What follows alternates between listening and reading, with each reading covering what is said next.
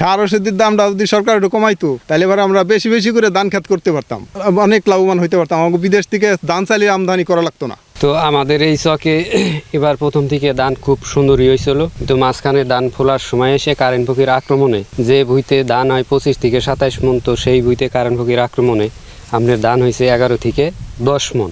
গত 2 বছরের তুলনায় আল্লাহ এবার অনেক ভালো ধান দিছে।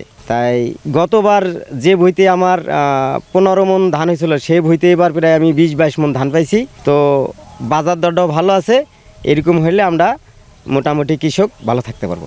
ভাই এই ধান দেখেন কয়েকদিন পরে আমি ধানটা ঘরে তুলবো, কারেন্ট পোকায় দেখেন ধানটা কি চিটা করে ফেলাইছে। এখন এমন তো অবস্থায় ধান দিয়ে আমি কেমনে কি করবো, সামনে যে ধানকে আমি ঘরে তুলবো আর কেমনে আমার সংসার চালাবো, আমার তো সংসার চালানো দায় হয়ে পড়ছে। এখন গতবারের তুলনায় এবার আমাদের ধানের ফলনটা অনেক ভালো হয়েছে, সে অনুযায়ী বাজারের দামটা অনেক ভালো। যদি এমন আমরা বাজারের দামটা পাই, আগামীতে আমরা অনেক বেশি ধান চাষের আগ্রহী হব। 50 বছরের ওয়ারেন্টি আর বাহারি ডিজাইনের মুস্তাফা ইউপিভিসি ডোর, কাটিয়ে দিন নিশ্চিন্তে 50 বছর। Mustafa uPVC door, excellence with durability. এই বছর ধানের জন্য আবহাওয়া অনুকূল থাকা এবং এই এলাকাটাতে বন্যা না হওয়ার জন্য আমাদের যে লক্ষ্যমাত্রা তার চেয়ে বেশি জমিতে আমাদের ধান অর্জন হয়েছে এবং আমরা এখন পর্যন্ত প্রায় 20% জমিতে এখানে রোপা আমন কর্তন হয়েছে, যেখানে ফলন আমাদের লক্ষ্যমাত্রার চেয়ে একটু বেশি, প্রায় 3.55 মেট্রিক টন আমরা ফলন পেয়েছি এবং আমরা আশা করতেছি যে আমাদের যে লক্ষ্যমাত্রা আছে তার চেয়ে আমাদের উৎপাদন অনেক বেশি হবে। বিপিএইচ বা হচ্ছে যেটা আমরা স্থানীয় ভাষায় বলে কারেন্ট পোকা, এটা ফরিদপুরে তুলনামূলকভাবে আমার চোখে ওইভাবে পড়েনি, খুবই কম, বিচ্ছিন্নভাবে 2-1 জায়গায়। তবে এবার কিছু কিছু জাতে যেমন হচ্ছে